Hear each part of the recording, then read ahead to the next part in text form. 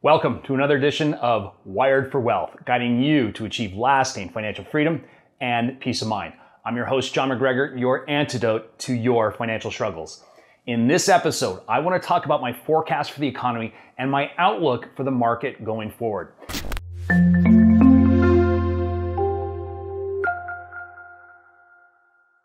I'm getting a lot more questions these days on my outlook for obvious reasons on what I think is going to happen. So I decided I'm going to be addressing this topic more in future episodes. So you want to stay with me. It's going to be a very, very important episode here. But here's the deal. I ask you to challenge me here. If you disagree, let me know. This is an open debate, a healthy debate that we must have. These are just my opinions based on my analysis of what's going on and what I see into the future. But before we dig in, don't forget to ring that bell below and subscribe. You don't want to miss future episodes going forward because we are going to cover some very serious and important topics here. All right, folks, let's dig in. We are in unprecedented times right now. I mean, nothing seems to be going right? And it's for obvious reasons when you study the policies and the decisions being made in the White House. And let me be clear, this show is not political, but I would be remiss if we didn't discuss the policies they're implementing right now and how they are the direct cause of everything that's bad going on. Not only in the US, but around the world as well. Because what happens here in the US has a direct impact on what happens all over the world. And right now, the Biden administration has absolutely failed. There's no question about it. They have failed miserably. I don't know of a single accomplishment since Biden took office over 15 months ago. And let's put aside the obvious mental decline and his inability to say a full sentence without a teleprompter. I'm talking economic policies and how they are destroying this country and negatively impacting the world. Many people will say this is all being done on purpose. And frankly, I can see why. I mean, look, if you wanted to destroy this economy, let me ask you, what decisions and what policies would be any different than what is being implemented today? I have to say nothing. You would do exactly what they're doing now. And we're all living through the results, right? And I see no end in sight because this administration continues to double down on damaging policies that are making things worse for all of us. Look, inflation is at a 40-year high and climbing, and that alone is wreaking havoc on everybody's lives. I mean, my truck now costs $150 to fill up here in California. And just 14 months ago, I could do it in $90. So I'm just going to stick to the economic policies that are crushing this economy and crushing families. But there are so many other policies that are really destroying the fabric of this country, from the border to our energy policies, police funding, military, our school system, food supplies, our foreign policy, and the list goes on. In fact, this show, I could say, could go on for days if I talked about everything else they're doing to hurt this country. But the big one that I really want to focus on, the big one is the amount of spending and the amount of money they're printing out of thin air to pay for all of this out of control spending. And they don't want to stop. Look, inflation is caused by monetary policy, period. And when you flood the economy with fake, printed monopoly money, in an environment where it's chasing fewer and fewer goods, prices will rise. I mean, it's basic economics, folks. And did you know that over 40% of all the money ever created in this country was created in the last 12 months? That's right. Throughout the history of our country, in the history of our dollar, 40% of it was created in the last 12 months. I mean, think about that for a moment. It's absolutely insane how much money they're printing out of thin air. But the smart people told us, right? The smart people told us this inflation was transitory or temporary. The smart people told us, don't worry, this won't last long. And now look, they say inflation is up 8%, but that number is a bald-faced lie. I mean, tell me one thing that isn't up way over 8%. From gas to chicken to eggs to diapers to rent, you name it, the list goes on every product and service we purchase is up way over 8%. And this administration wants to borrow even more with a new stimulus package to throw into this economy. I mean, that's like throwing gasoline on a forest fire. And now Biden's answer to this inflation, he says he wants to raise taxes on those evil corporations as his way of solving this problem. I will tell you, corporations don't pay taxes. We as customers do. When they raise corporate taxes, those corporations simply raise their prices on us.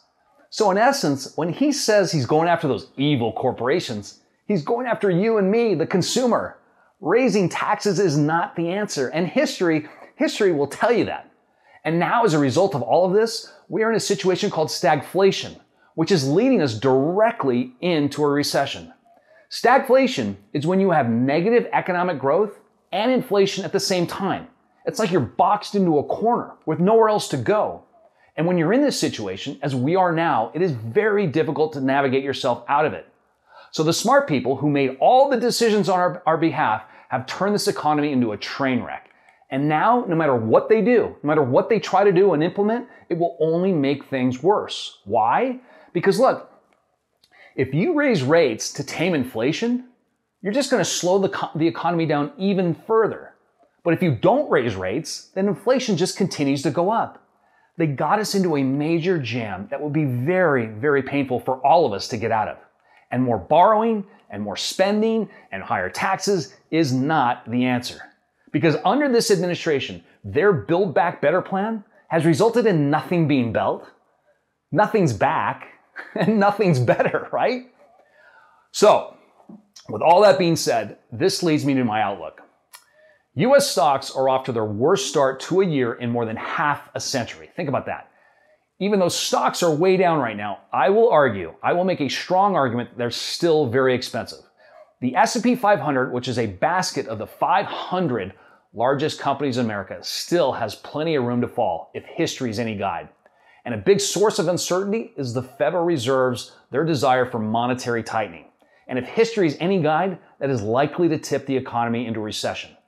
A common metric to use to determine whether a stock market is undervalued, is fairly valued, or overvalued is the price to earnings ratio, the PE ratio. And right now, that ratio sets out, it's about 16.8 times projected earnings over the next 12 months. And that's above the average multiple of 15.7 over the past 20 years. Now look, I know that doesn't sound like it's way over the average, but given the Fed's quantitative tightening, rising interest rates, and my expectation for a recession, I expect this market to fall even further. And if corporate profits do not meet expectations, expect things to get even uglier. The problem is, it seems like there's no place to hide, right?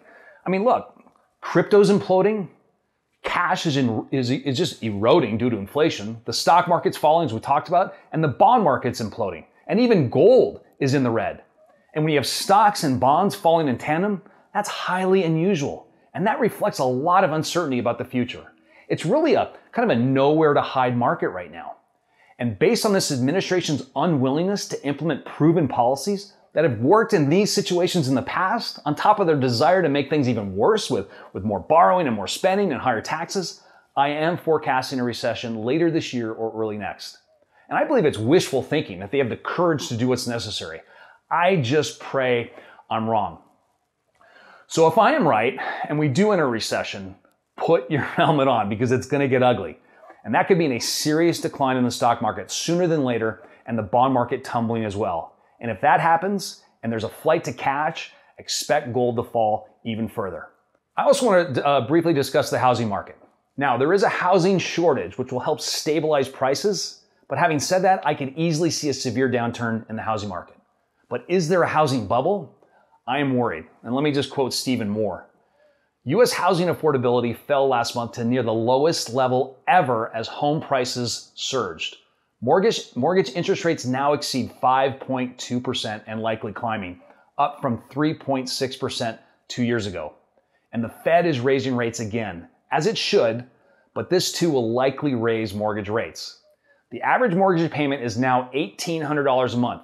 That's 70%. That's 70% higher than the pre-COVID high. The only other time, think about this, the only other time home payments were this high was in 2007 on the eve of the great financial crisis. Remember that? Home prices are up 19.9% over this time a year ago.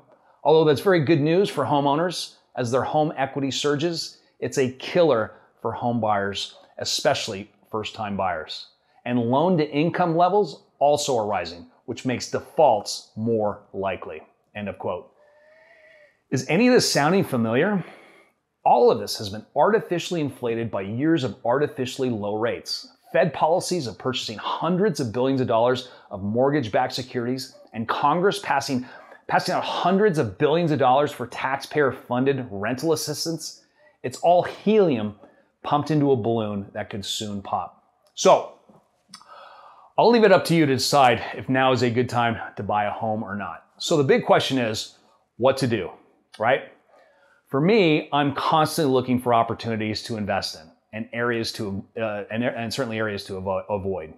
In this type of environment, I like hard assets, particularly assets that pay me income. I like stocks that will continue to do well in a recession, such as companies that have a product or service that will always be in demand regardless of what's going on. I mean, it doesn't mean they're not going to go down or they won't get hurt when the market goes down. But I'm looking for high quality companies with strong earnings that have a competitive advantage in their market. And when we see drops in the market, those are buying opportunities. Not all your money, but it's always a good time to gradually put your money to work for you. I'm staying away from cryptocurrency because I don't understand it well enough.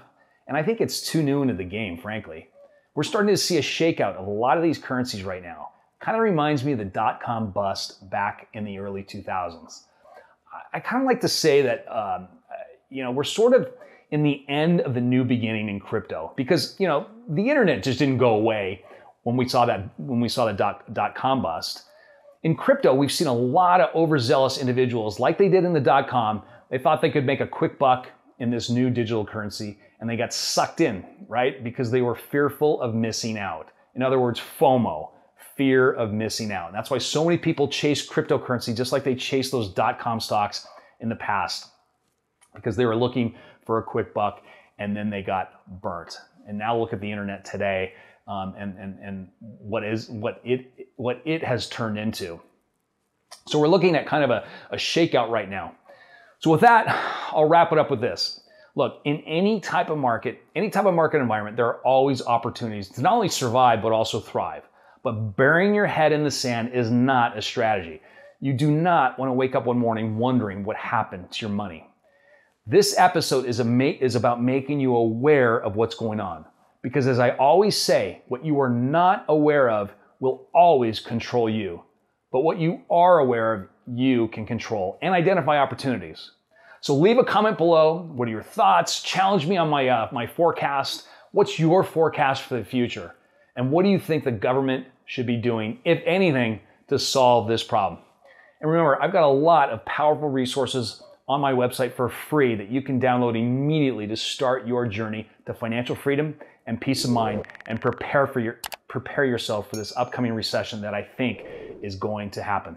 Also, the Thrive Path Academy is now available. It is a real game changer if you want to end your financial struggles, your stress and anxiety, and you want to get your financial life back.